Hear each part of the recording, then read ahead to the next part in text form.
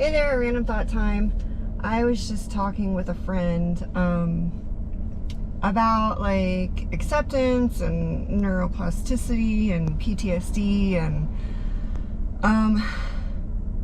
really just like growing through trauma and fear. And a lot of that is accepting where you're at, but also facing fear. I'm not saying put yourself in dangerous situations at all.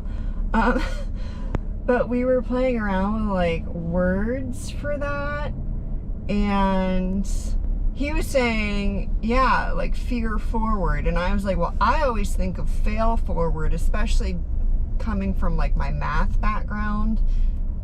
A lot of people fail at math at first, which is where a lot of math anxiety comes from. But if you're not failing, if you're not making mistakes, you can't grow. So that's where fail forward comes from. So then I was like, well, what if we called it fear forward?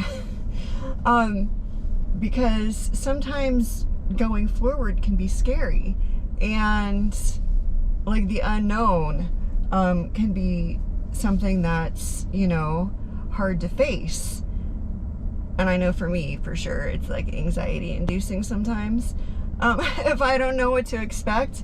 And then we kind of like mashed it together and said fear word instead of forward.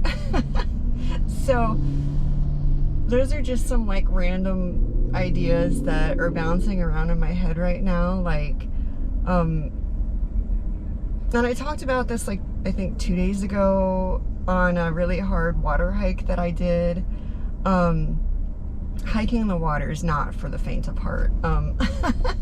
In South Florida, people are like, oh yeah, there's gators and snakes, and there can be.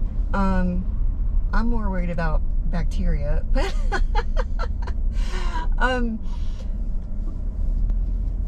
yeah,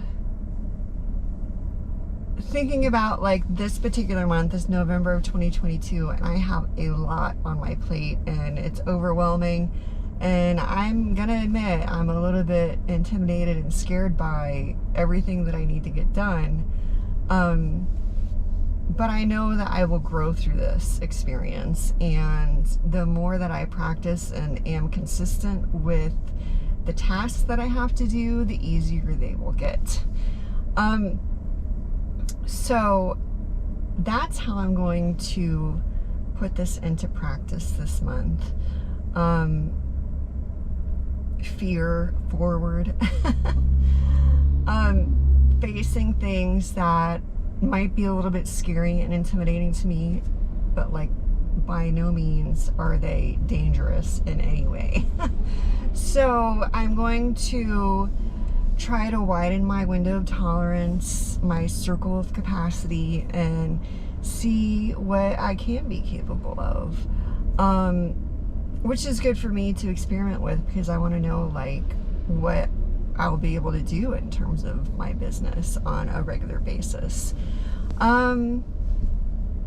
Yeah. And my nervous system, I've been reading a lot about the,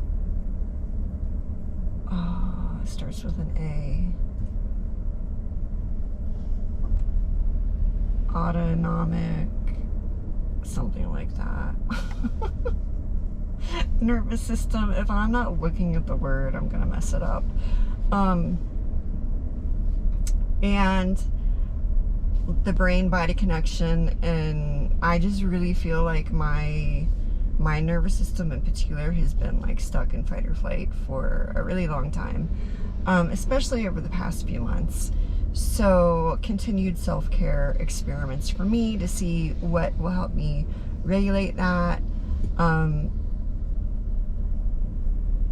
and what kind of tasks will feel good, what kind of exercises will feel good, and help me to learn and grow, even in the face of fear and uncertainty and all the things that I've just been avoiding.